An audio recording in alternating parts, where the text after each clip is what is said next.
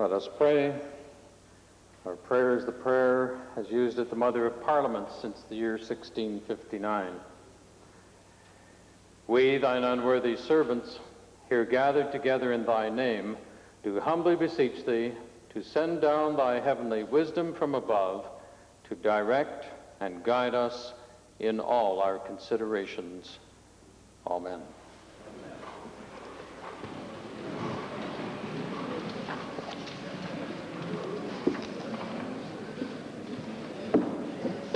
Introduction of visitors. Mr. Speaker, I'm pleased to introduce to you His Excellency Kun Woo Park, Ambassador of Korea. Mr. Park was appointed Korean Ambassador to Canada in 1991 and is making his first official visit to our province. Korea is a major trade partner for Alberta, with exports of $314 million in 1991, making it Alberta's sixth largest trading partner. And relations between Korea and our province are further enhanced by the twinning arrangement which has existed since 1974 between Alberta and the Korean province of Gangwon. The ambassador is accompanied by Mrs. Hee Ok Park, Consul General Du Bok Lee from Vancouver, and Mrs. Lee. They met with the Premier this morning, and I was privileged to meet with them at noon and have discussions. I would ask that the ambassador and his party rise in the Speaker's Gallery and receive the warm welcome of the Assembly.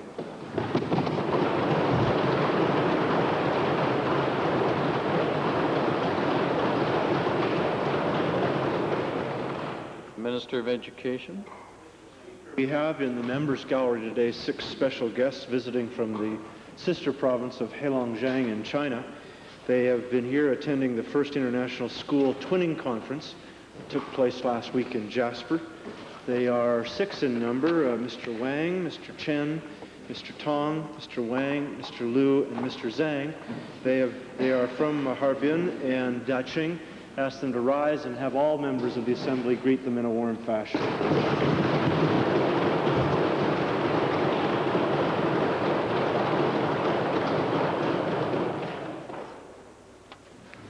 Presenting petitions. Highlands. It's my pleasure to present a petition signed by many hundreds, perhaps thousands of Albertans, asking the government to stop eroding medical services in Alberta Medicare and to reinstate funding to the Alberta Blue Cross plan that was reduced in the 91-92 budget. West Yellowhead. Thank you, Mr. Speaker. I'd like to file petitions containing signatures of 405 people living in Piers and the surrounding immediate area disagreeing with the claim by the Minister of Forestry, Lands and Wildlife last week that the community is strongly supportive of the removal of special condition Clause 12 in the quota agreement. These people are unanimous in wanting manufacturing jobs kept in Piers where the community will enjoy the economic benefit of its own resources.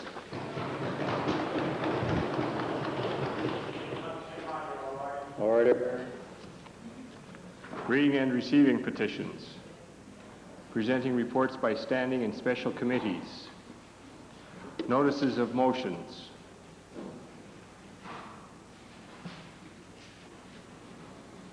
Introduction of bills. Minister of the Environment. Mr. Speaker, I beg leave to introduce Bill 23, the Alberta Environmental Protection and Enhancement Act.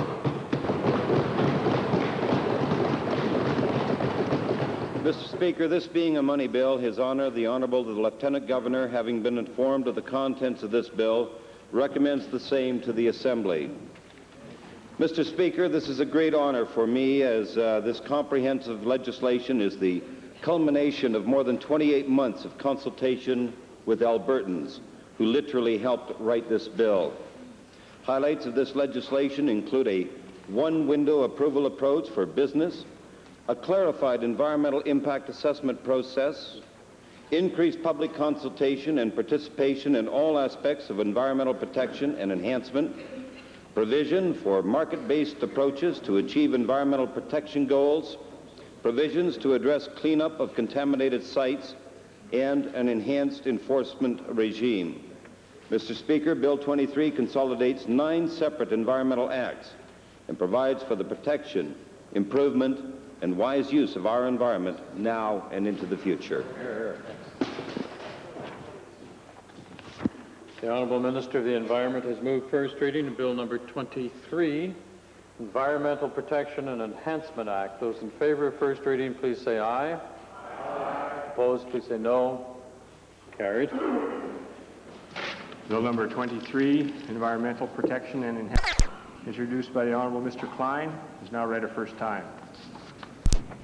Returns and reports. Minister of Education. Mr. Speaker, in cooperation with TransAlta Utilities, IBM, APEGA, the Edmonton Chamber of Commerce, and the Fort Saskatchewan Regional Industrial Association, the department has prepared a booklet entitled Mathematics at Work in Alberta. It's a series of problems that Albertans in industry and business face and are now being used, is now being used in our classrooms in the Math 30 program. Mr. Speaker, I am pleased to file 4 copies of this with members of the Assembly today.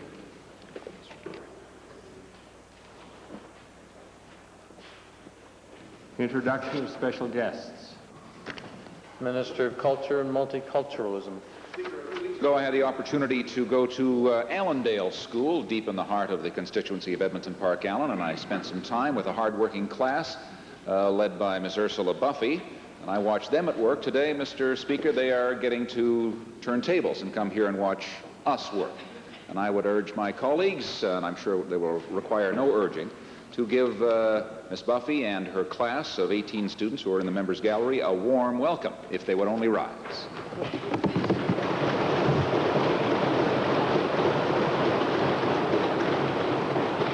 Edmonton Gold Bar, followed by Vegreville. Here, Mr. Speaker, I'm pleased to introduce to you and to other members of the Legislative Assembly 34 grade 6 students from the Waverley Elementary School in beautiful Gold Bar. Mr. Speaker, they're accompanied by teachers and parents, Mrs. Sherry McIntosh, Mrs. Val Bergstrom, and Mrs. Carol Barrett. I'd ask them to rise. I understand they're in the members' gallery. I'd ask them to rise and receive the warm welcome of the Assembly.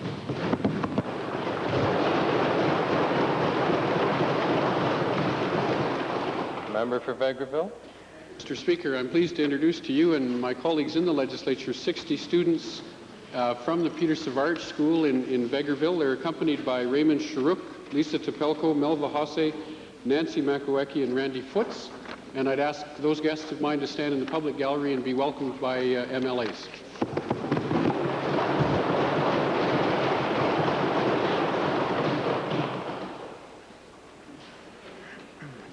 Ministerial statements. Oral question period. To the opposition. Speak. Last Friday in so-called consultations, healthcare providers were told they are being basically forced into finding regional ways to cut healthcare costs as part of overall spending reductions by the government.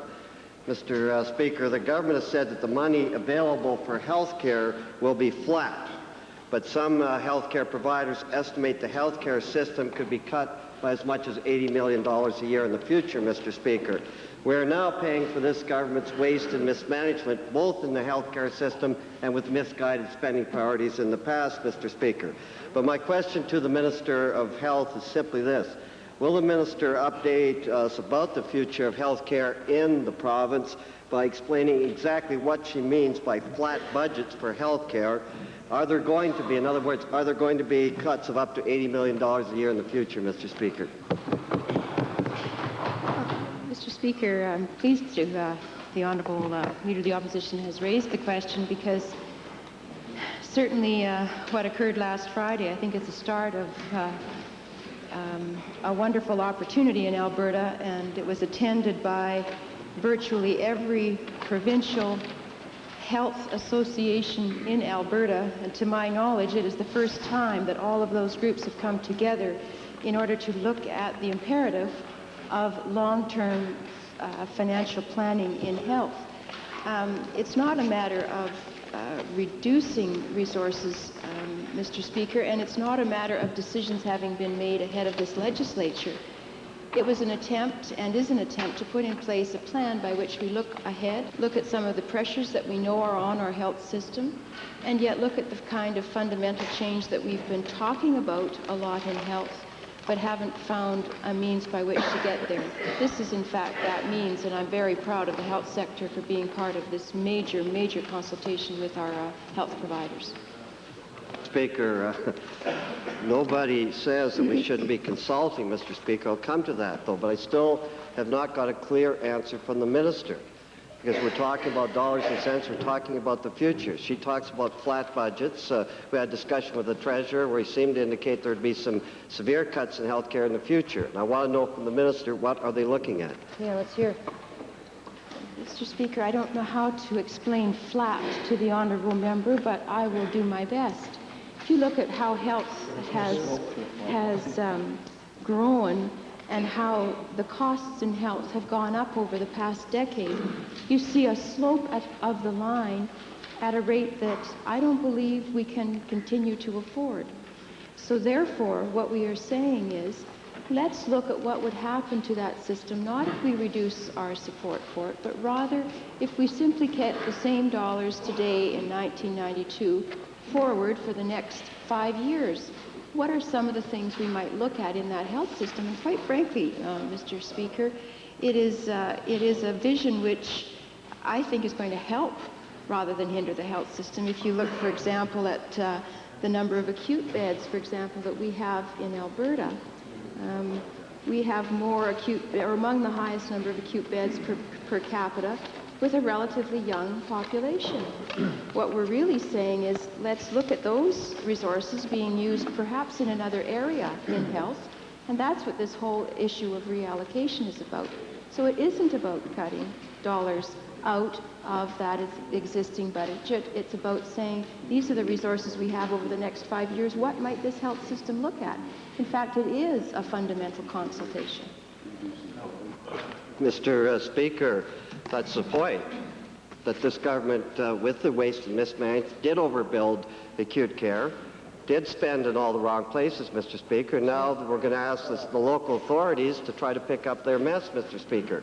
But, Mr. Speaker, if we look at, I don't see directions about community clinics or prevention, these sorts of things, but, exactly. Mr. Speaker, this government rejected regionalization of health care delivery in the province as recommended by the Rainbow Report 20 months after the Rainbow Report was released. They rejected just last December, Mr. Speaker.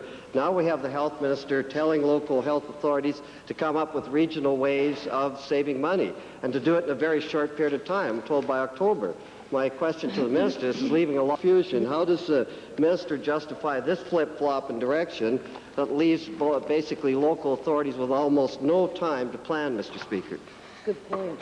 Mr. Speaker, we did not in any way, shape, or form reject regionalization in our response to the Rainbow Report. What we rejected was the 9 autonomous bodies which the Rainbow Report had recommended as a means by which regionalization would occur. What we're saying is, of course, regionalization has to occur. You won't get a big argument from that within the health sector. It's the manner in which it occurs which is the issue and which is the purpose of the consultation. Let's look at the issue of community care that the honourable member is constantly raising in the House. Do we only do community care and leave the other sector the same as it is now? Do we just add on community care? That's what the honourable member for Highlands' recommendation or resolution in the House was all about. But it's not about adding on, Mr. Speaker, and there may well be reductions in some area in order that some other areas can have increases. That's what the flat is about. That's what compels those kinds of decisions to be made. And the collaboration, frankly, going on in Alberta is unique in Canada because we haven't given up on the collaborative model. And we are working through it with our health sector, rather than simply saying this is the way it shall be done and government knows best. We don't. We're working with our community to find that out. Second main question, Leader of the Opposition. Second main question. Second question, Mr. Speaker, has to do with the workers at Ziedler Forest Industries. Late last week, understand accepted the company's final offer after more than 6 years on the picket line, Mr. Speaker.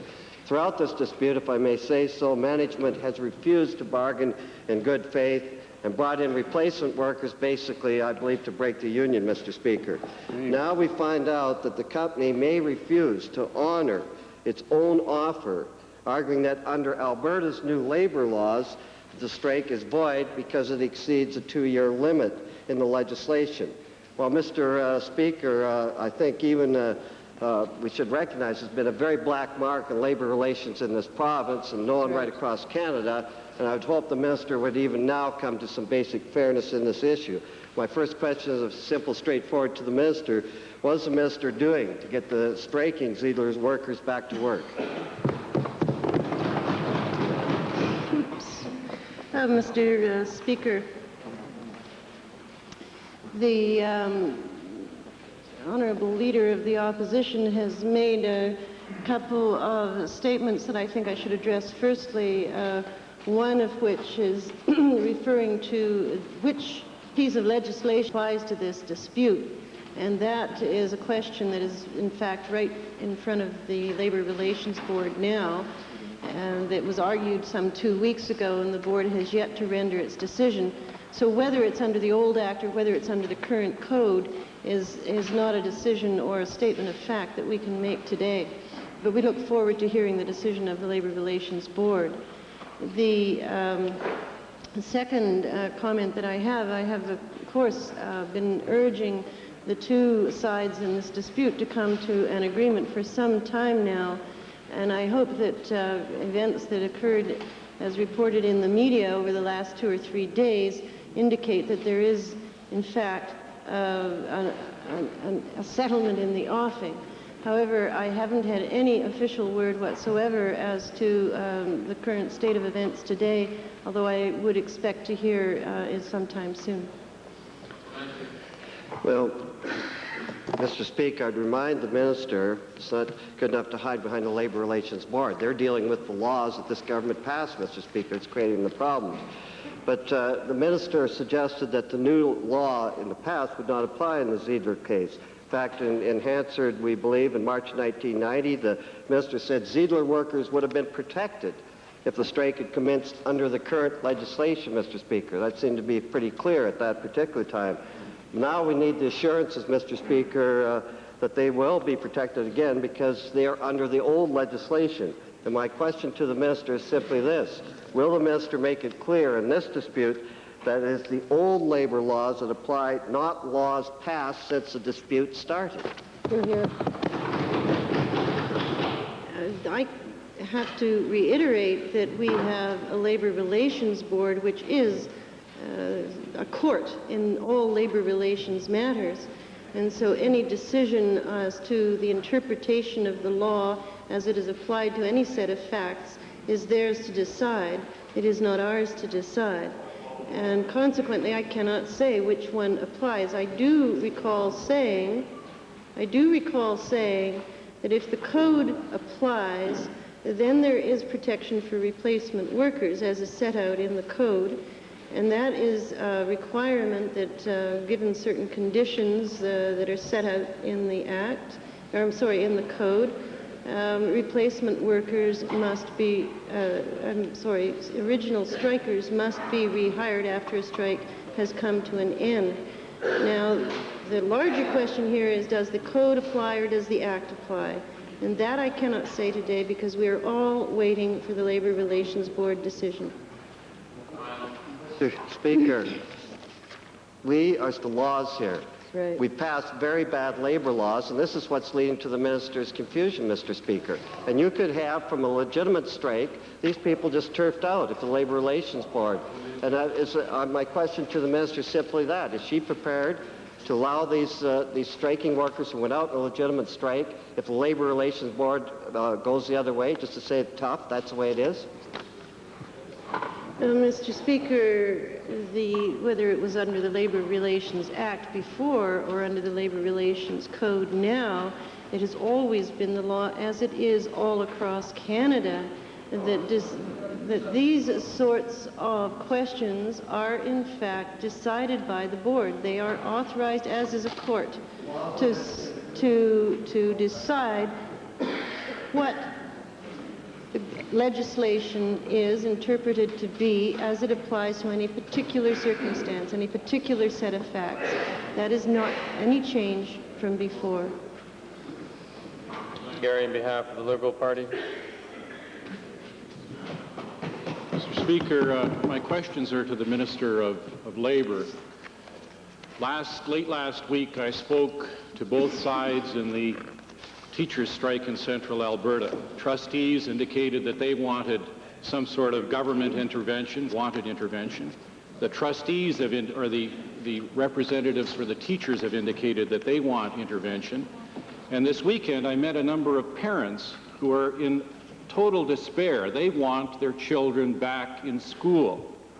Now, we now know the minister has chosen to take no action, that her special representative has failed to get the parties to resolve this dispute. I want to know, first of all, from the minister, how long the minister is allowing this process to continue before the minister and the government take action to get 16,000 students back into school.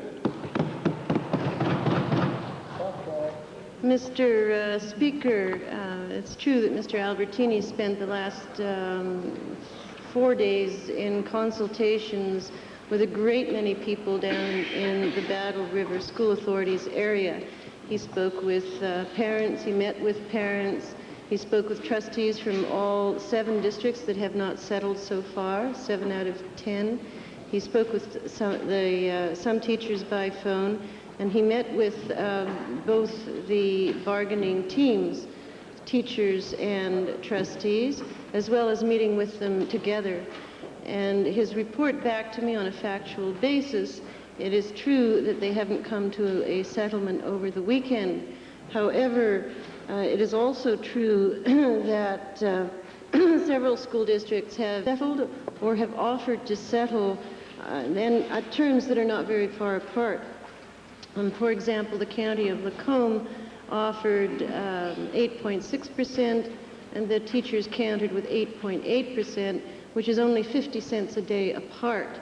The conclusion I draw from that is that, in fact, there is here a window of opportunity for a voluntary settlement, and it is with those instructions that I have sent Mr. Albertini back to Red Deer, and he will be meeting with the 2 bargaining teams. Mr. Speaker, the parents are entitled to know, this assembly is entitled to know, 16,000 students are entitled to know how long you are going to allow this process to continue before you intervene and take action. If you didn't hear my question the first time around, how long, Madam Minister, before you take action? Well, of course, Mr. Speaker, I have taken action, and that is asking Mr. Albertini to intervene and to work with the parties to come to a voluntary settlement, and if necessary, in fact, to recommend a settlement to the 2 sides. I am deeply committed to the bargaining process, the collective bargaining process, and at all times it is better for the parties to come to some settlement at the table themselves. It's a community-based solution. I've stressed to Mr. Albertini the urgency of the situation, and I'm sure the parents are stressing the urgency of the situation to the 2 sides as well. And I will take this opportunity to express the urgency to the trustees and to the teachers, and to urge them to come to an agreement as soon as possible.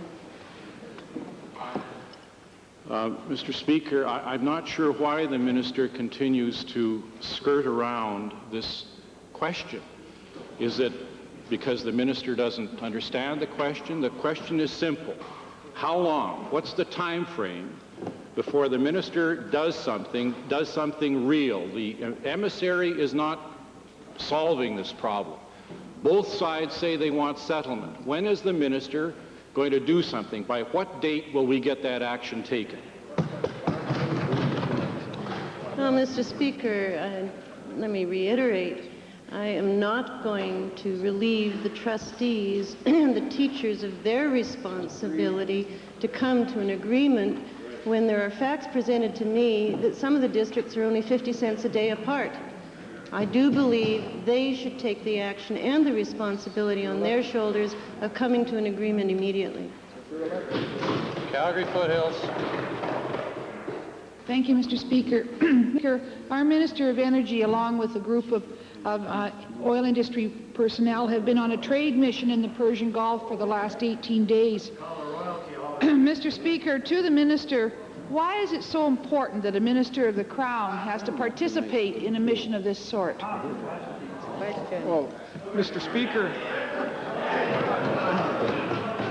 I'm very glad the honourable member asked the question, Mr. Speaker. Let me begin by saying, Mr. Speaker, that I deem it a privilege to have been able to travel through the Arabian Gulf region with 16 very highly respected Alberta service and supply companies.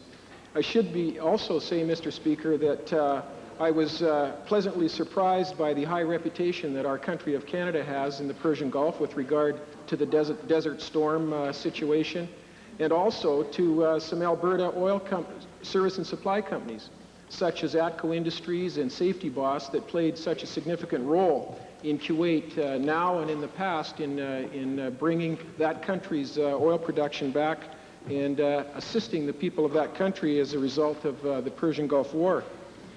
Mr. Speaker, it was a tremendous opportunity for myself, aside from the service and supply companies' opportunities, to get a sense firsthand as to what the intentions of the OPEC nations are in terms of adding capacity to the world supply. I've discovered that in Kuwait and in Saudi Arabia alone, they plan to invest somewhere between $30 and $40 billion to expand their productive capacity. And Mr. Speaker, as we know, that does have a very significant impact on this province in terms of being able to plan as we participate in the world market. Government-to-government protocol is very important. All of these countries have state-owned oil companies, and the opportunity for service and supply companies to access the right people in the bureaucracies is enhanced by government-to-government relations. They want to know, Mr. Speaker, that our government supports their actions, their intentions to work in this region, and Alberta exports a great deal of its gross domestic product, and this is a way of supporting that continuance. Thank you very much, Mr. Speaker. Well, that may very well be a nice overview and a backgrounder of the trip, Mr. Speaker. I'm wondering if the Minister could outline the direct benefits that will accrue to Alberta as a result of this trip. Mr. Speaker, I'd like to make a couple of points on that question. The first is that, as I said, Alberta companies are extremely well received in the Persian Gulf. I had the opportunity to speak with a tool push on a Dreco rig, which is manufactured right here in the Edmonton, Mr. Speaker.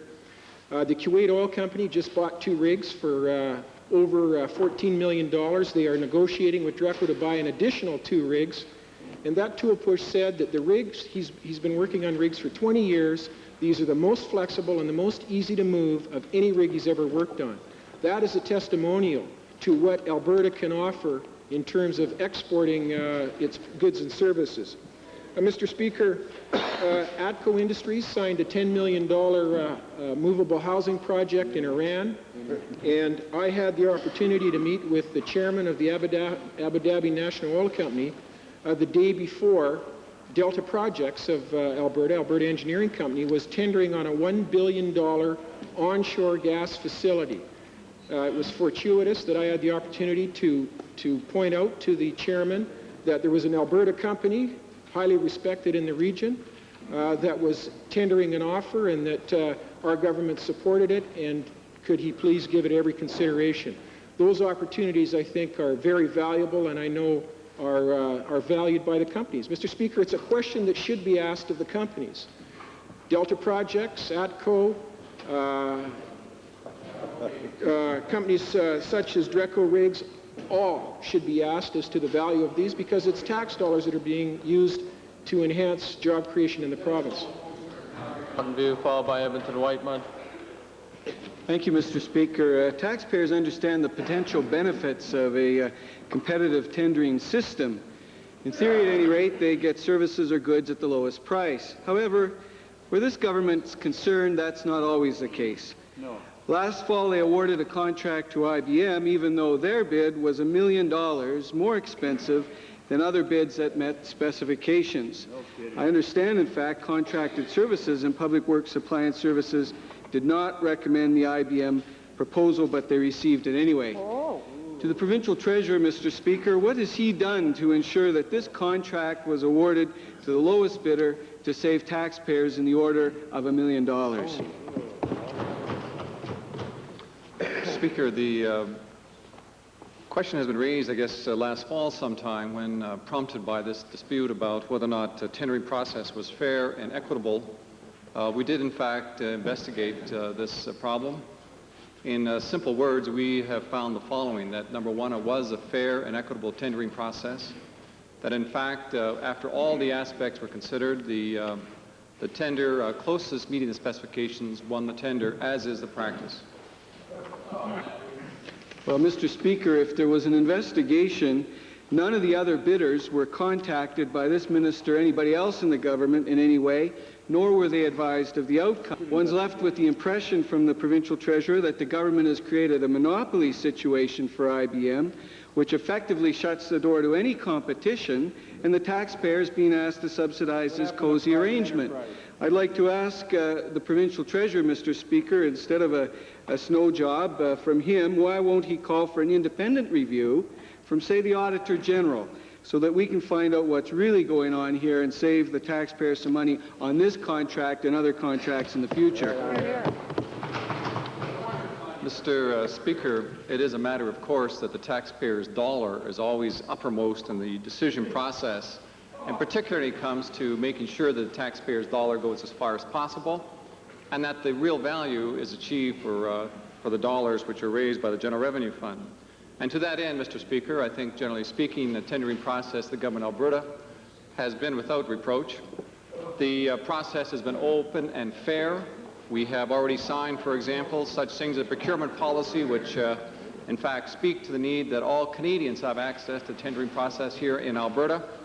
But it is somewhat of a judgment call, Mr. Speaker, from time to time, in particular when it comes to sophisticated technology, where in fact the application of that technology has a very strident limits. And it is on that basis, Mr. Speaker, that this tender was given to that person who met the qualifications most appropriately for the price of the contract. Speaker, if we were to pass on to tribunals or other people the decision-making process, of course you wouldn't have to have a government. But governments are elected to make stands, are elected to make decisions, and in this case I am satisfied, along with my colleagues in Cabinet, that the process was one of fairness, was one of objectivity, was one of openness, and was one of pure competition. And on that basis, Mr. Speaker, we don't need another evaluation of this process. We've made the decisions, and I'm sure even IBM would say, well, we'll be there the next time around, Mr. Speaker, and that's the way the competitive process works. Edmonton Whitemud. Thank you, Mr. Speaker.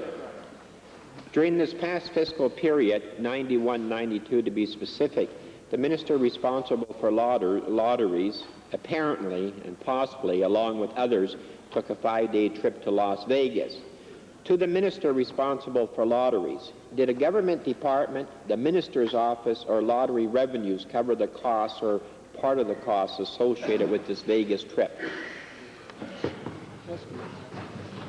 Mr. Speaker, in September, I attended a 2-day conference in Las Vegas, an international conference in gaming, Mr. Speaker. It's the trade fair of all gaming conferences, and it was attended to by approximately, there must have been 70 to 80 people from Alberta representing various organizations, including the various casinos in our province, bingo hall operators, representatives from Edmonton Northlands, representatives from the Calgary Stampede Board.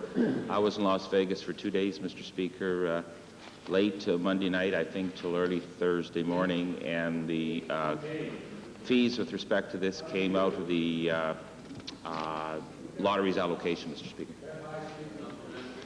Mr. Speaker, the minister has indicated that this particular trip was paid for from lottery revenues. I would ask the minister as a supplementary question, during the same fiscal period, 91-92, were there any other trips taken by any MLA that were covered with lottery dollars?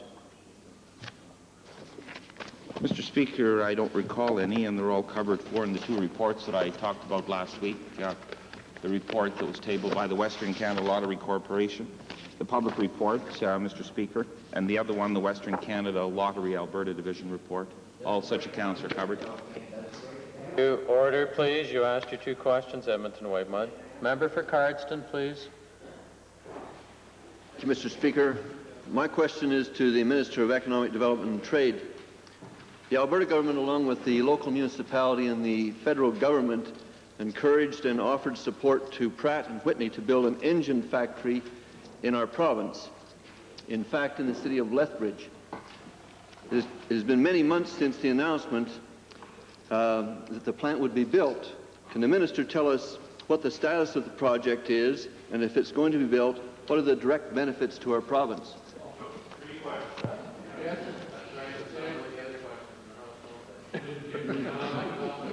Mr. Speaker, in response to the honourable member from Cardston, I can share with him, as he is aware, the announcement was made by a number of government members in November of 1991, recognizing the importance that the establishment of this plant would play as it relates to the economic well-being of the Lethbridge area and the province as a whole, but more importantly, the cornerstone that it is as it relates to the further development of the aerospace industry within the province of Alberta. We have indicated that there are going to be numerous direct job benefits plus substantial spin-off benefits. If the honourable member wishes, I'm more than happy to elaborate with him or to the Legislative Assembly. Thank you, Mr. Speaker. In a major project such as this, there's always a concern about local content and local content for goods and services and employment. Can the minister tell the Assembly if there's any commitment in these areas? Mr. Speaker, there is a substantial direct benefit. In fact, the project is proceeding as had been scheduled, whereby they are starting to let contracts now. I believe some $7 million worth of contracts, whereby the local content is in the vicinity of slightly in excess of $5 million. I should indicate to the honourable member, too, that the spin-off benefits are to be projected somewhere in the vicinity of 400 jobs as a direct spin-off. In addition to that, there will be some 500 direct jobs whereby individuals will be employed directly by Pratt & Whitney. But we are delighted with the Alberta content that is taking place by the figures that I've just shared with the honourable member, whereby of the $7 million worth of contracts let to date, in excess of $5 million has gone to local contractors. Well, that's good. Edmonton Kingsway. Mr. Speaker, Mr. Speaker, last week in this Assembly I released a secret document of the government called Going Global, Alberta's Manufacturing Strategy for the 1990s. It was developed by the Department of Economic Development and Trade. Now, there are some worthwhile ideas in the paper, Mr. Speaker, that deserve widespread public debate. This is particularly true of the idea that the government has of replacing the government's disastrous ad hoc approach to funding Alberta companies with a risk-sharing fund. To the Minister, given this government's disastrous track record in the ad hoc funding area, whereby there have been 6 failures for every success, can this minister explain how the risk-sharing fund will better protect Alberta taxpayers than the current ad hoc approach? Mr. Speaker, let me again correct the record, because the New Democratic Party persists in dealing with figures and information that is incorrect. They have released a document whereby we indicated to them that they have included our credit union support, the support that we gave to the principal holders, and they included that in that document. Plus, they indicated a number of probable losses which in fact cannot be substantiated. So it discredits the research that they have done, and I want that on the record firstly, because our success rate is in the vicinity of 95%. And let that be noted, Mr. Speaker, rather than the distortion of facts in which the New Democratic Party persists in indulging in. As it relates to the paper Going Global, it's interesting in hearing the discussion from the honourable member whereby the ideas that he finds acceptable, he attributes to the department. Those that he finds unacceptable, he attributes to the minister. The honourable member can't have it both ways. The honourable member, Mr. Speaker, can't have it both ways, but this again illustrates the hypocrisy in which the party deals with, whereby they are not willing to take things at face value.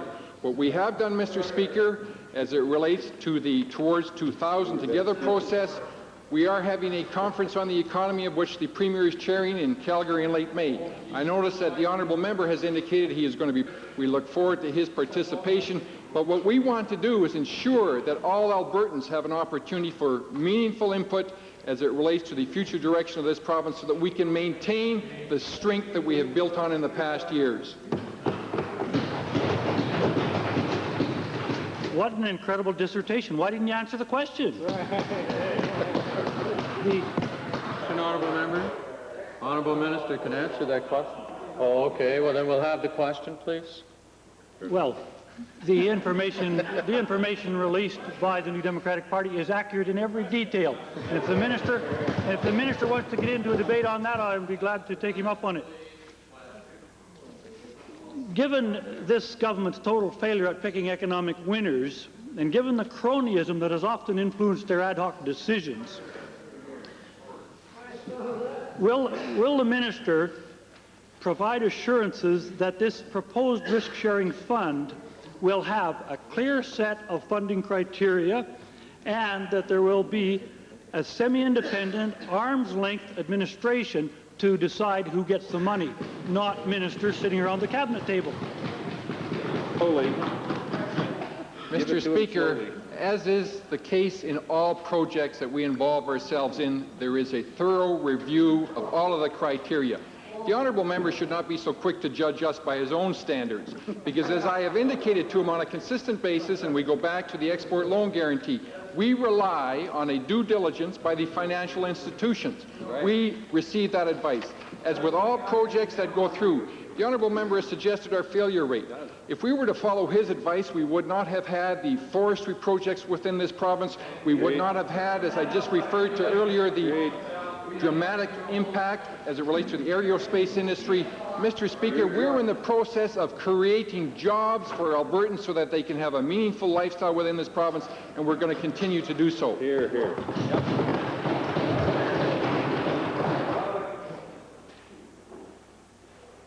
Calgary Forest Lawn.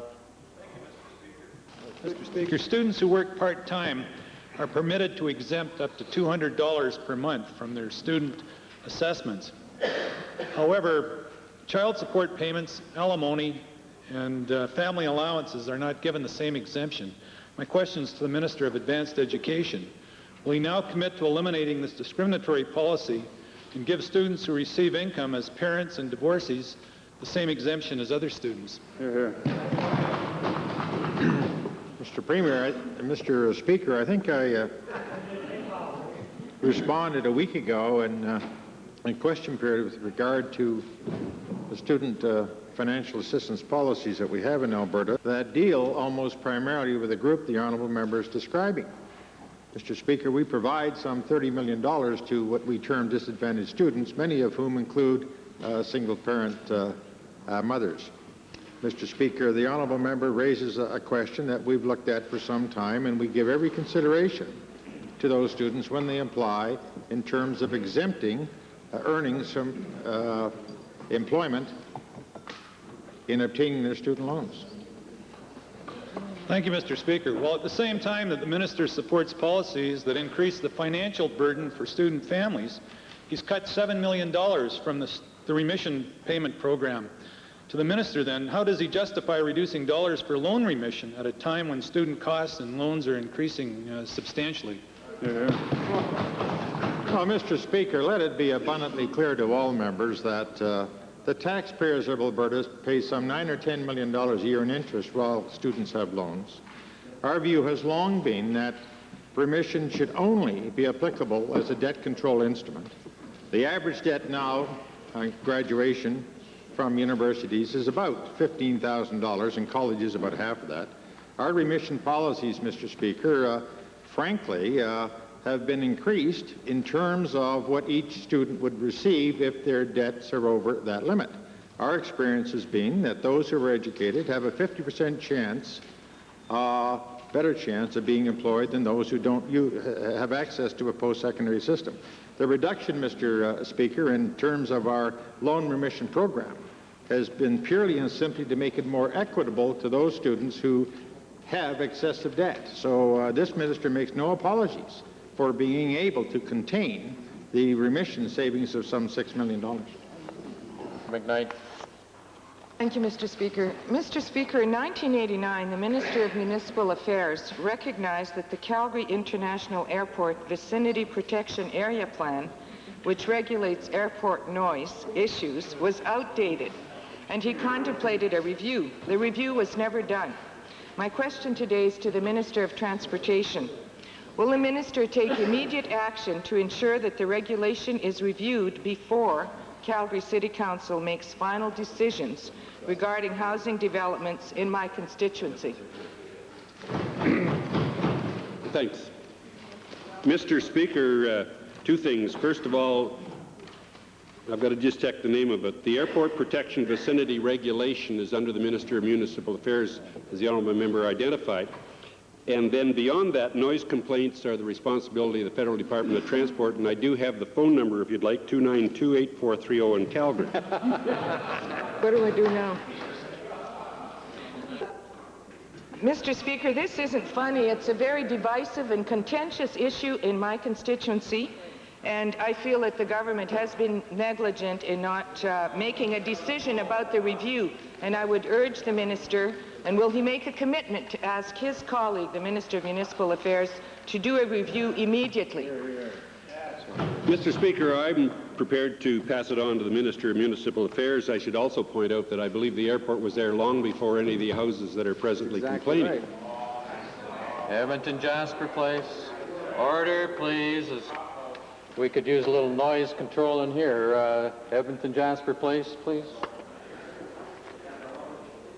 No, Edmonton Jasper Place. Thank you. Calgary, Stony Plain. Thank you, Mr. Speaker. Mr. Speaker, I'd like to return to the Spruce Land Millworks fire once again.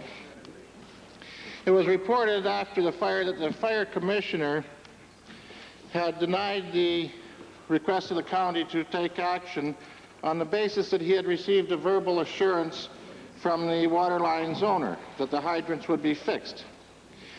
It was a dubious decision at best to accept a commitment with nothing in writing from a person who had ignored rulings from the Court of Queen Bench and the Fire Prevention Council.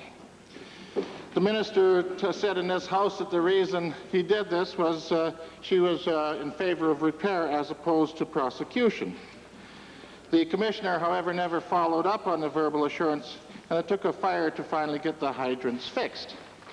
My question to the minister is this: when will the minister explain to the House why the fire commissioner accepted a simple, dubious verbal assurance, stopped the county from taking action, and never followed up to ensure that the hydrants were fixed until after the minister directed him to?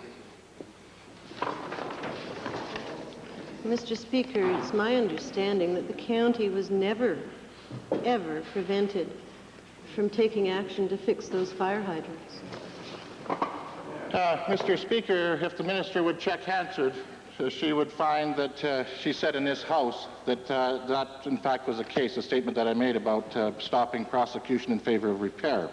However, there has been a lot of talk over this issue. The owner of the fire line says one thing, the commissioner says another thing, the minister obviously says something else. I would then ask the minister, when will she table her report that was made, the written report that was done after the fire, with including copies of correspondence between the county and the fire commissioner's office, between the county and the owners of the land, and whatever other relevant correspondence that might be there, so we can determine for all why the fire commissioner refused to do his job for over a year and a half. Pressure's close to a motion. Thank you for your guidance, Mr. Speaker. Let me say the county was never, ever prevented from fixing the hydrants. What was not given was permission to prosecute because it didn't seem like it was going to get the hydrants fixed. Now, in terms of the request, I take your guidance on that, Mr. Speaker. If you think that that is a proper question to be put on the order paper, I will defer to you. Calgary Northwest, followed by Edmonton Calder. Thank you, Mr. Speaker. In a letter from the Minister of Economic Development and Trade on November the 20th, 1991 to this member, the minister said that the $50 million interest-free loan from Pratt & Whitney was, quote, conditional upon the company meeting employment expectations and other performance criteria, close quote. Mr. Speaker, my question to the minister, what are the employment expectations and performance criteria he refers to? Mr. Speaker, regretfully so, the honourable member was not listening when the honourable member from Cardston put the question, because then I indicated the employment figures that we expect to be realized. Expecting them to be realized and having them as expectations are two different things, but we'll move on to a second point then. Given the government's newfound interest in freedom of information, will the minister table in this House the agreement, the funding agreement negotiated between the province of Alberta and Pratt & Whitney? Mr. Speaker, as is the case on a consistent basis, we're more than happy to share information with the honourable member that are within our bounds to share with them. As I've indicated to him in the past in this Assembly, there are certain constraints. We've referred him to Beauchene 446, whereby there are constraints placed on what we can release. There is a commercial confidentiality whereby in the event that some parties might be hurt by us disclosing this information, and for those reasons sometimes we cannot. But I'm willing to examine it, but I should indicate to the honourable member, we've indicated to him on a consistent basis exactly what the situation is with Pratt & Whitney, whereby we did involve ourselves with an interest-free loan, recognizing that there is going to be the creation of some 500 jobs, direct jobs employed by Pratt & Whitney, some additional spin-off benefits of some 400 jobs. I've just indicated earlier too, whereby we have seen contracts being let now, whereby in excess of $5 billion worth of those contracts have gone to local contractors in the Lethbridge region. Again, underscoring the importance of this cornerstone of the aerospace industry to our province, plus the meaningful jobs that will be created for our young people. Edmonton Calder. Mr. Speaker, recently the Premier created a new ministry for seniors, but this minister was given responsibility for ADAC, the Family Life and Substance Abuse Foundation, Michener Centre, and the Premier's Council on the Status of Persons with Disabilities. My question is to the Minister responsible for seniors. Given the community of persons with disabilities is very concerned about the apparent shifting of responsibilities from the Premier to this minister, will the minister clarify what his mandate is with regards to the functioning of the Premier's Council on the Status of Persons with Disabilities? Yeah. Mr. Speaker, I'm not aware of any shifting of responsibilities from the Premier to a minister. In the past, this council answered through the Minister of Education. It was transferred to my portfolio, but there's been no shift in responsibility whatsoever. Well, Mr. Speaker, the Council was set up with a 10-year mandate, 4 years of which has already passed by. And I would ask this minister, does the minister share the concern with various groups that instead of certain projects, such as the Community Support Project, going ahead as quickly as possible, the Council and other organizations will now have to spend their time educating this minister, along with his bureaucracy, and that projects will be delayed? Good question. Mr. Speaker, over the last 3.5 years that the Council has been in existence, they brought through a vision paper, which is a very perceptive paper designed to identify clearly all of the issues surrounding persons with disabilities in this province. They followed that up with an action plan which touches on a great number of the departments within this government, and many of which recommendations have been already carried out and more being implemented. The Community Supports Project, which has been mentioned by the honourable member, is one that we're looking at very seriously, and we're looking at ways that it can be implemented, and we certainly agree with the philosophy. We're working through the details right at the moment. Might we revert briefly to the introduction of special guests? Opposed? Carried. Thank you. Member for Drayton Valley. Thank you, Mr. Speaker.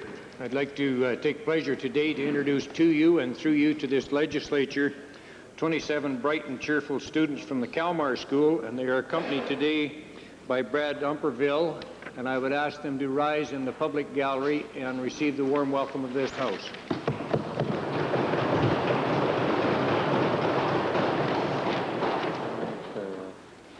Affairs received notice of a purported point of privilege. Minister of Public Works, Supply and Services. Mr. Speaker, I rise in a point of privilege under Standing Order number 15. The MLA for West Loch Sturgeon on Thursday, May 7, 19, in the Legislative Assembly, during question period, made the following statements when referring to the submission of applications brought forward for mailing to a private sector company, Pollard Banknote Limited. And I quote, "During the last couple of months, I've been told by at least 3 people seeking jobs in this plant that they were told to drop off their resume at the MLA's office," end quote. This statement is followed by a statement which includes, and I quote, "I could remark too, Mr. Speaker, that if indeed the applications are in, why did he ask for open envelopes? So he could look at them before he passed them on?" End quote. On Friday, May 8, 1992, the member for West Loch Sturgeon stated, and I quote, "for a firm that he had let a printing contract out to," end quote. These statements made by the MLA for West Loch Sturgeon are not only untrue, but are insulting, libelous, and defamatory, and call into question the integrity of the MLA for Barrhead and the integrity of his constituency office. The statement, and I quote, "that they were told to drop off their resume at the MLA's office," end quote, is an untrue statement and conveys the worst form of innuendo possible. This MLA has never told anyone that they could drop off their resumes to his constituency office. I would as well like to file with the House an affidavit signed by my constituency administrator denying this outrageous charge by the member for West Loch Sturgeon. The statement, quote, "Why did he ask for open envelopes? So he could look at them before he passed them on?" end quote, is totally untrue. Neither the MLA for Barrhead or anyone working in his constituency office has provided such a direction, suggested such a practice, or even contemplated such a practice. The statement is absurd. The statement, and I quote, "for a firm that he had let a printing contract out to," end quote, is untrue. The MLA for Barrhead and the minister responsible for lotteries and gaming has not let out a printing contract to Pollard Banknote Limited, nor is he in a position to let out a printing contract to Pollard Banknote Limited. The member for Barrhead hereby alleges that these insulting, libelous, and defamatory statements, or both insulting and defamatory statements made by the MLA for West Loch Sturgeon, constitute a breach of privilege pursuant to Section 10 of the Legislative Assembly Act. Since the time that these untrue statements were made, Thursday last, and added to last Friday, I have agonized as to the motives and the motivation of the member for West Loch Sturgeon. While the rules of the House prevent me from presenting aspersions for motives, one thing is clear to me, Mr. Speaker. It is incumbent on members of this Assembly to determine the truth and to utter only honest and judicious statements. Anything less, Mr. Speaker, is a disservice to the member himself or herself and the Legislative Assembly itself.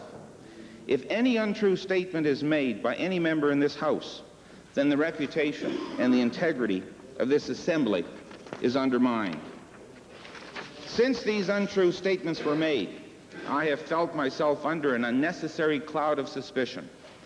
This cloud of suspicion has caused me to spend valuable hours outlining the truth, explaining the truth, and defending the truth. These hours might have been spent dealing with my official duties, both to the people of Alberta and to the people in the constituency of Barrhead. Time spent in explaining, defending, and in the preparation of this statement prevented me from spending the time that I wanted to with the town of Stony Plain and the Spruce Grove Library Board this morning, Mr. Speaker.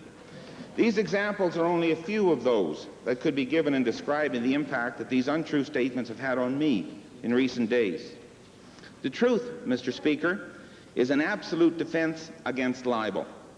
I believe that I have told the truth to this Legislative Assembly and to the people of Alberta. Mr. Speaker, it is requested that the member of West Loch Sturgeon withdraw these untrue statements immediately, and that the member apologize to this Assembly.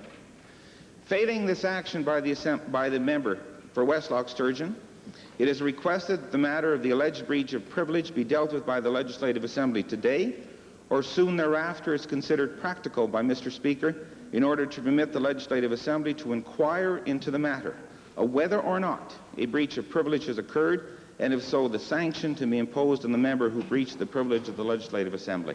Thank you. Member for Westlock Sturgeon.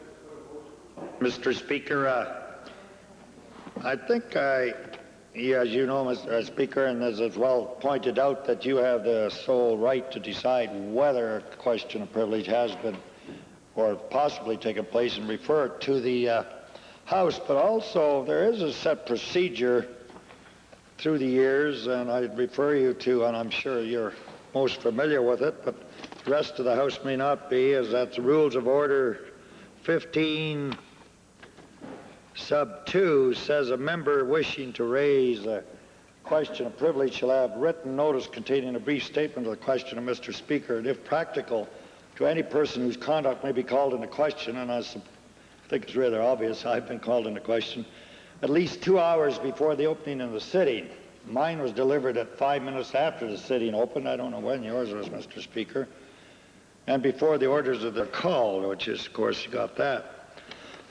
So all I'm saying, Mr. Speaker, I guess, is that give me time. This is a bit of a surprise because, after all, the gentleman that's laid the charge has been far and wide on TV and radio quoted on his right to do the very things he says I'm accusing him of in the newspapers. So therefore, I found it a little hard to determine that now they're untrue after he'd been bragging about doing them. But nevertheless, Mr. Speaker, I'd like to have another day, because of the lateness of the hour and the time I've been notified, to prepare a defense.